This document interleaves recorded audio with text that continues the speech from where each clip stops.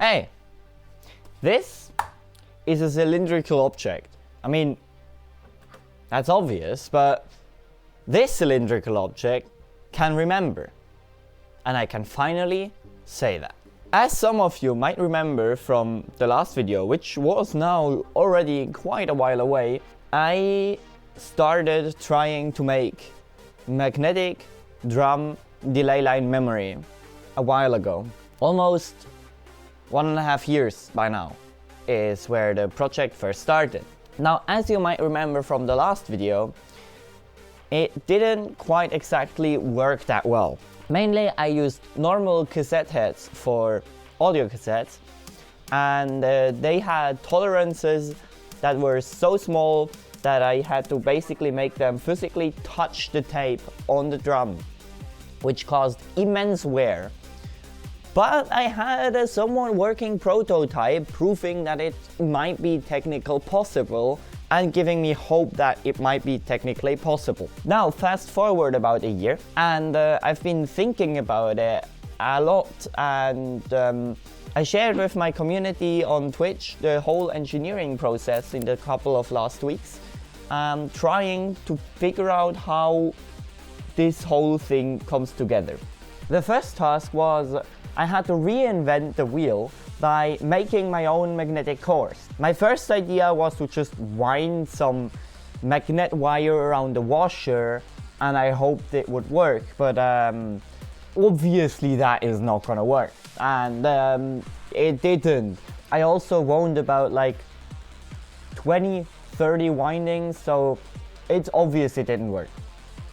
But then I thought further, and so I found that you can buy those little C cores on AliExpress for very, very cheap. 2 C cores make a transformer.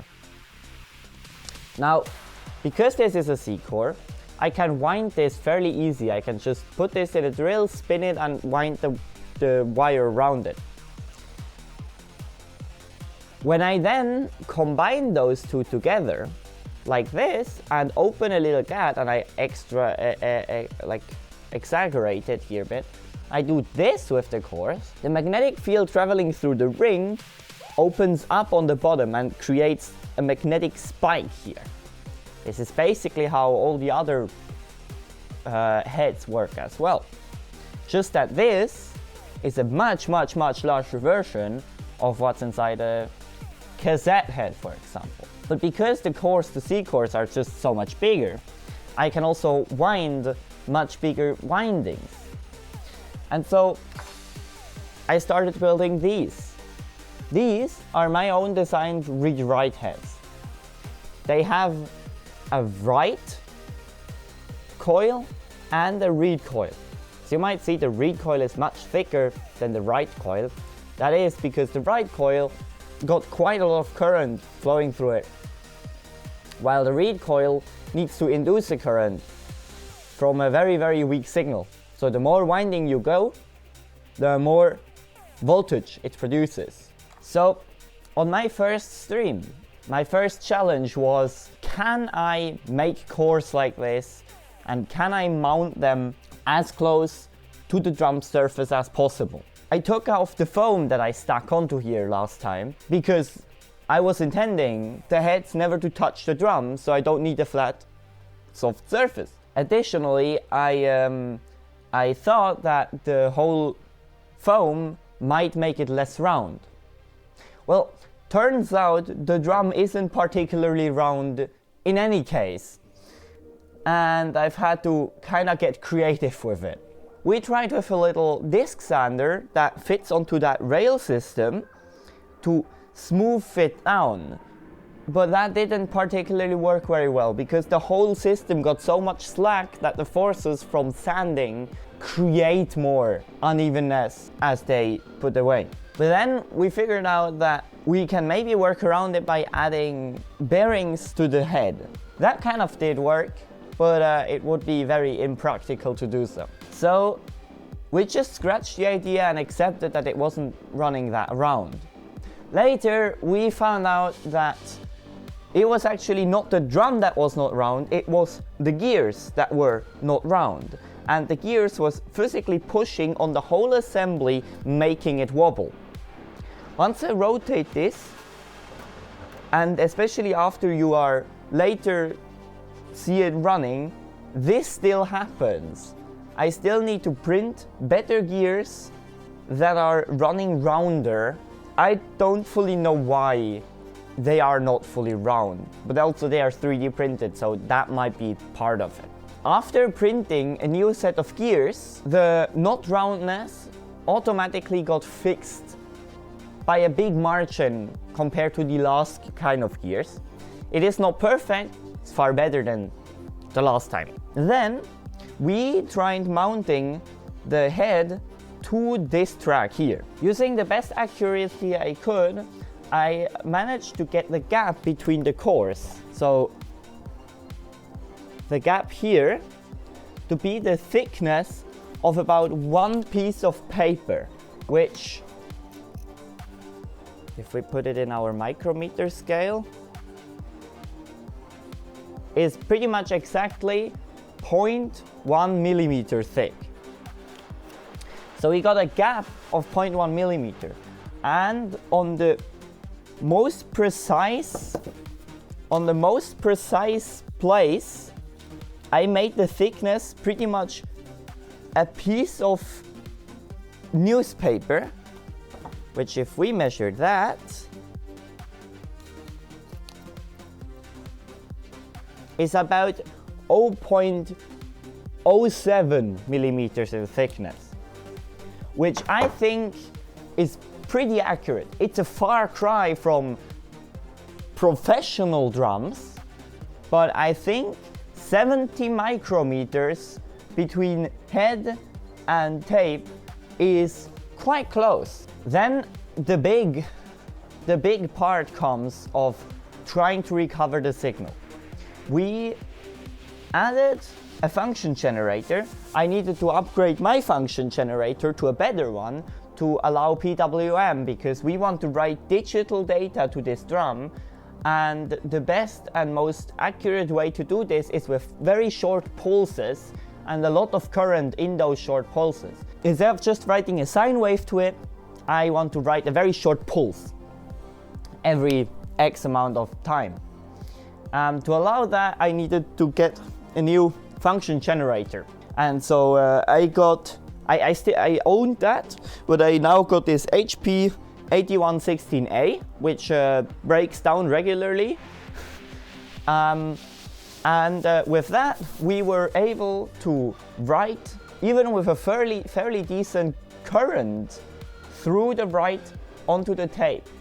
Or we thought. We didn't know we couldn't recover the signal. The recovered signal comes out of the reed coil. It has an estimated amplitude of around about 5 to 20 millivolts. The problem when I hook up an oscilloscope to the reed coil of the drum, I get a noise floor of usually sometimes even more than 20 millivolts, which was quite bad. I was somewhat able to get rid of this noise using passive components with a high pass filter first and a low pass filter second to reject everything that was above my estimated frequency, or way above my estimated frequency, and the 60 Hertz hum from below. With that, I still couldn't recover any signal. There was just too much lost over the passive components. I tried building amplifiers with vacuum tubes before, but if I don't have a guarantee that they work, I don't know if my amplifier doesn't work or my head is not working. So I don't want to introduce two variables. So we were actually brainstorming on my last stream what we could do, and at some point I had a very genius idea. I was thinking, can we use just a normal audio amplifier? And that's what I did. I hooked up the reed coil to the phono input on a normal audio amplifier. I took the speaker output, I put my noise rejection in there, I put in my oscilloscope, and that's what we're gonna hook up right now. So this is my setup now. I have hooked up my reed coil to the phono input of the amplifier.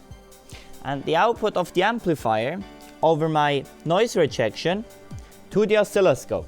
Now as soon as I will plug in my drum to make it spin, it will become very loud in here. I printed gears that, I printed gears that should make less noise, but still this thing is extremely loud when it works. Let's plug it in and look what happens. Oh no, wait, hold on. First, we need to turn on the amplifiers. So we have turned on the amplifier. The amplifier is on. The speakers are on. And we are on phono. Balance is centered. We can see that when we turn up the gain, we get 60 Hz hum, which we don't want. But we're just gonna leave that like this. And now we're gonna turn it on. So let's go.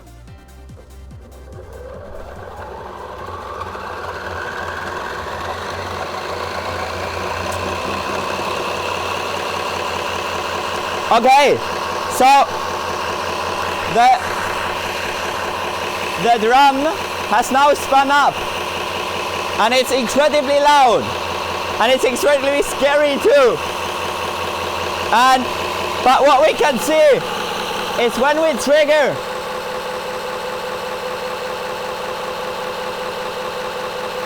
we can clearly see there's a signal here, and the signal repeats. This is the pulses on the drum that were written on here earlier. I can make them a lot more distinct by turning up the volume. By turning up the volume on the amplifier. I can make them like huge if I turn the gain up.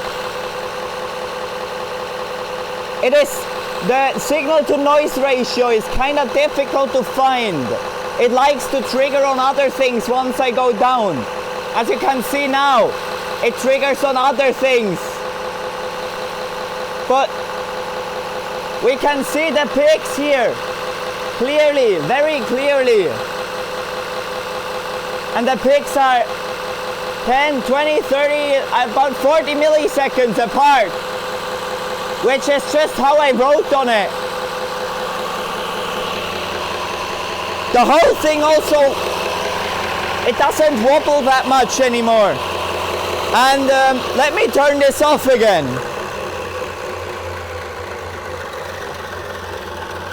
You can see how the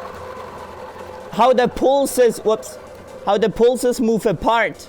You can see how they get bigger, and now it stopped triggering. This, what you just witnessed, guys, was the drum working. This was a working drum memory. We did.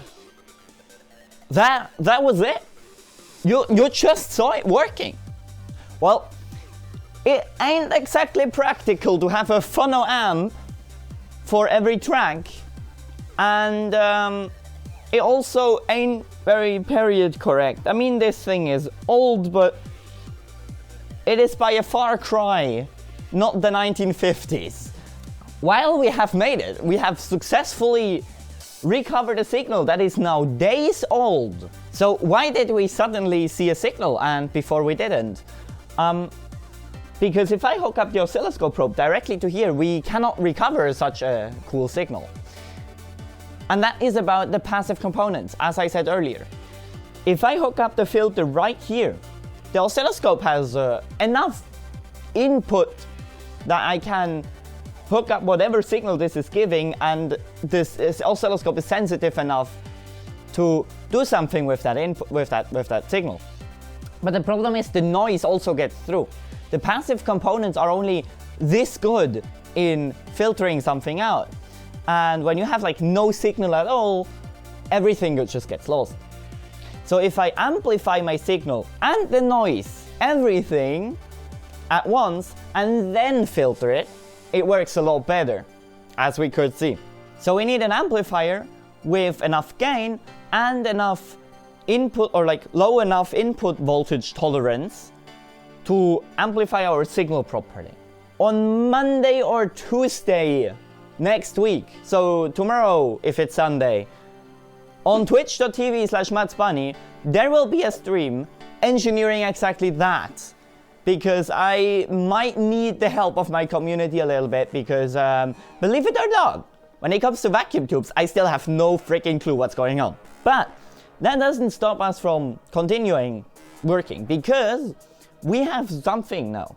We have only one track on the drum, and in total we need 17, maybe even 18. The maybe 18 is something that we need to figure out, because I figured out something. First of all, why is there tape on here? While we were trying to read this, we couldn't get anything from it.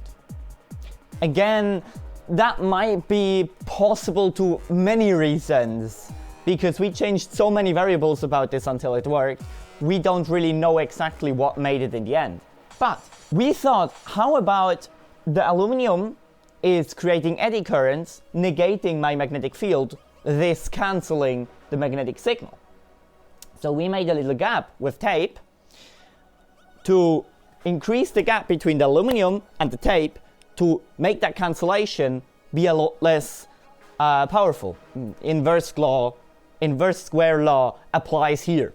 I even bought ridiculous stuff as construction foam to just increase the width of the drum by like a centimeter or something to try to accomplish this. But a couple of layers of tape seems to have done it. Now, considering that eddy current system, we have a little lip here.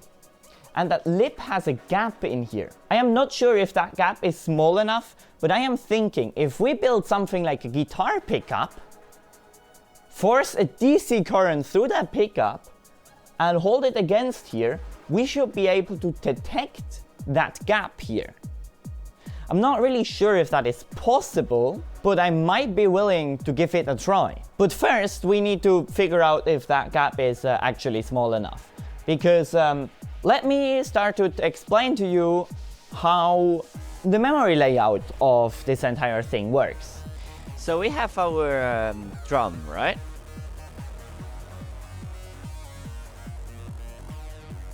Okay, I had to extend it a bit. Now it ain't super pretty, but we have 17 tracks on the drum, which the last one, which I will mark in red, is a bit different. So it will go out and it will basically just have the clock pattern. And that will go out to the clock. So, right, that's the 17th track.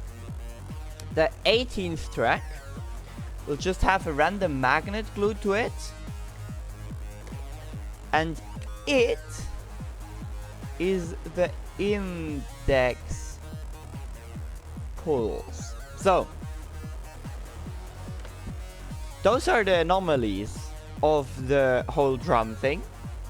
The way how I decided how this drum is layout is because I have a word size of 5-bit, because Baudot code, I made a register that I have 2 words of 5 bits.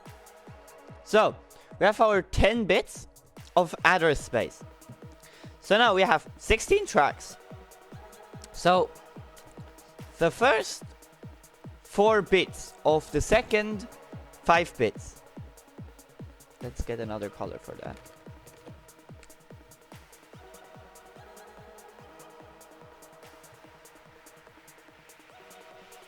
Are the track selection. Track selection. So here you go. So this will directly output to which one of these tracks the data signal goes, right? Then the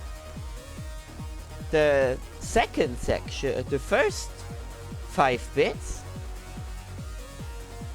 will be an address, just a normal address,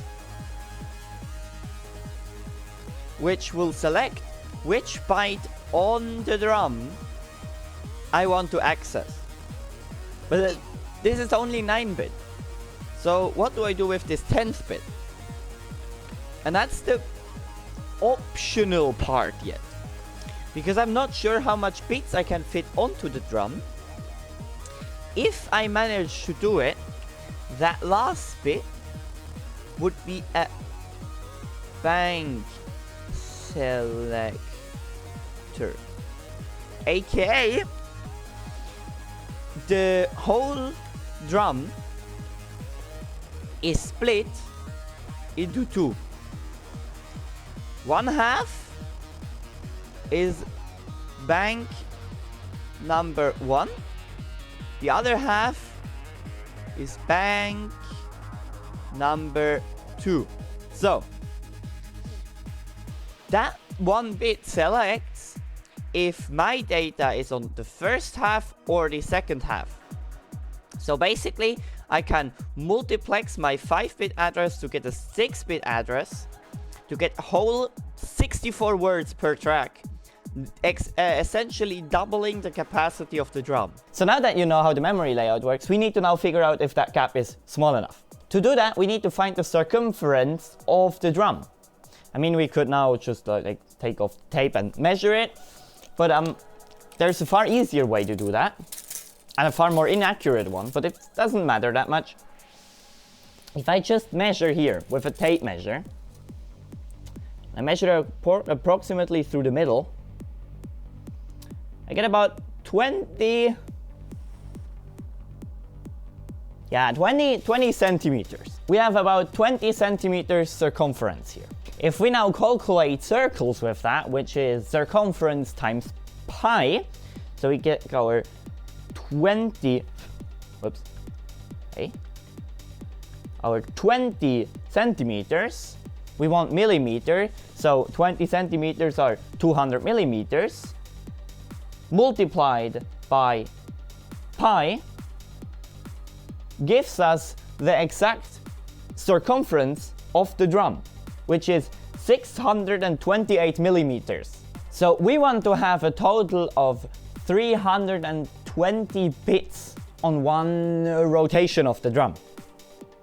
So we divide it by 320 bits, and that gives us 1.9 millimeters per bit. That ain't exactly much, is it? If we look at the gap here, I don't need a tape measure to see.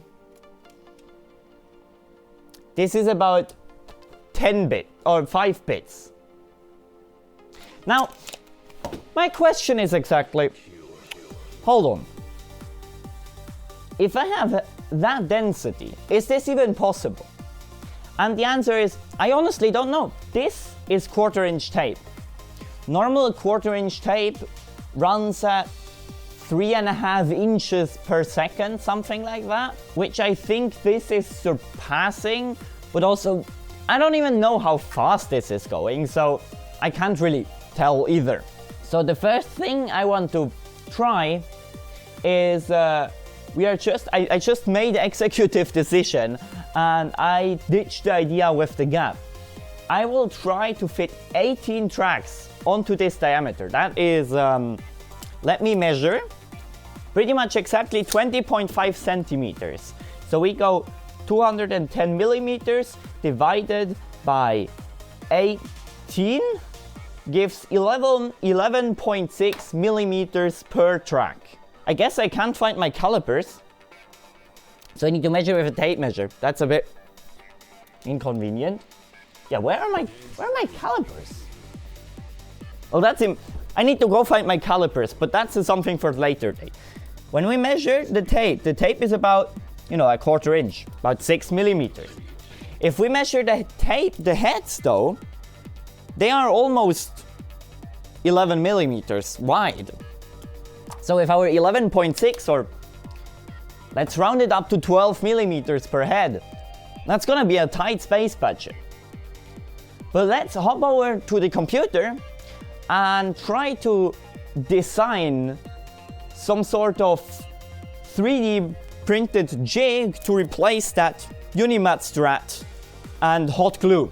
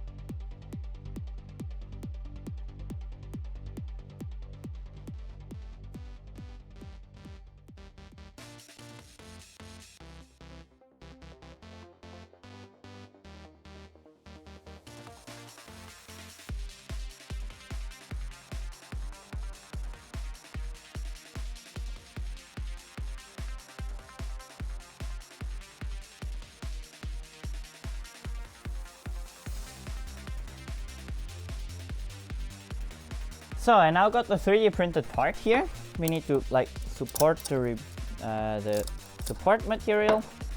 That's very easy with the tree support. And the print came out super duper nicely. Fits perfectly on here. Basically, yeah, it's a bit too wide. But it should be fine. Now we need to undo all of this stuff and somehow need to get this mounted here, or no, more like here. I still have the drill built for a winding course, which I will be probably doing somewhere in a live stream or something. Just wind all the cores. Undoing this. Doing this, getting the aluminum bar out. I think I used some wood screws to also fix in place that. So let's look underneath. Yes, some flathead wood screws. So let's get like a flathead screwdriver and undo this as well. Perfect. Okay, so that can be taken out. The screws can be taken out. Don't need them anymore. Perfect. Now we successfully removed all of this. Maybe let's just add the metal bars to it. Just disassemble all of that chunk here.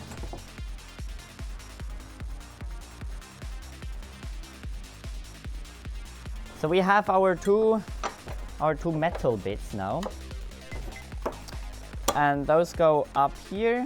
I now want to use double-sided tape to like first kind of stick it on. Maybe this is just, oh yeah, this is actually not bad width for that. Just like stick it on first. Stick it on first and then we can screw it down. Wait, maybe I should drill the holes first though. Yeah, it might be smart to drill the holes first, actually. Yeah, I'll do that. So let's cut off the excess tape. Here too.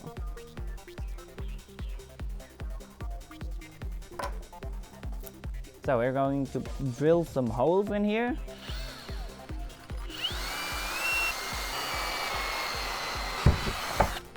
So, I've drilled all the holes and now I'm gonna undo the, not everything, just the protector on the adhesive, and then just put it on here. Okay. Push it down, good, and tight. And then do the exact same thing on the second half. Okay, so now we need to mount this here, right? And I think the easiest way to do it is to mount like two like wooden stuff here and there, and then just add this to here. I think that the most difficult part then is to not cause too much problems with touching. But I will definitely cut like two 10 centimeter parts off here. Now we mount those to basically here on both sides. We're taking a Sharpie. Where's my sacrificial Sharpie? Here we go. We're gonna put them here. So I go like put this like here. And like, no, the sacrificial Sharpie finally has given up his life. Yeah, well, fair. We can't use that one anymore. So we're gonna do this. And where's the side? I use the same one actually on the other side more or less. And then just do this. There we go. So now we drill like one hole here. So now we turn it around. We drill the second hole.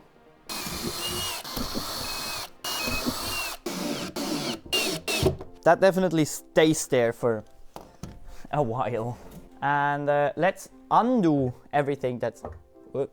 Ooh, I have a hot glue blob here. Just make sure it still spins. So I'm gonna take off everything here that isn't supposed to be here. Now I have this tape thingamabob, and I hope it's self-adhesive. So we are going to add this to here as tight to the side possible to have like a very nice smooth. It is a bit crinkly, but I think this should be fine. Okay, so now we all have all the tape positions, and now we basically need to put tape, double-sided tape on here, and then we need to put all the drum layers on it. It needs to be somewhat accurate. It's gonna be difficult. Okay, so I set up the camera up here, and I wanted to film all of this, and I somehow just forget to press record, so I'm sorry about that, but that footage is not here. But I now coated the drum with 17 tracks. I didn't have space for the 18th, but I'm gonna have a different idea for that. I have a much bigger problem, and that is it has crinkles in it. A lot of crinkles, and some of the tape also didn't adhere very well, and so it's very uneven here. It's very uneven, and I'm not sure if that will give a good result. So we need to figure out and fine-tune that, but we can't figure that out until we have all the heads. So my next task now is to make all the heads, populate the heads, and put this all in and adjust it properly. And I will do that, or start to do that, next Monday, 8 p.m. mid-European time. I don't really sure. I put in here the times. if you don't want to miss that. And then I think on Tuesday, Wednesday or Thursday, I'm not really sure, I will post the exact stream schedule in the Discord. I will then start building the amplifiers for the preamplifiers for the two. If you don't want to miss that, definitely follow me on Twitch or join my Discord. I have a Patreon. Thank you very much to these Patreons that stuck with me the whole long time that I was gone. And if you want to support what I do, maybe become one of them. And I thank you so much for watching. I hope you have enjoyed this episode. And I will see you next time. Have a good one. I'm out. Bye.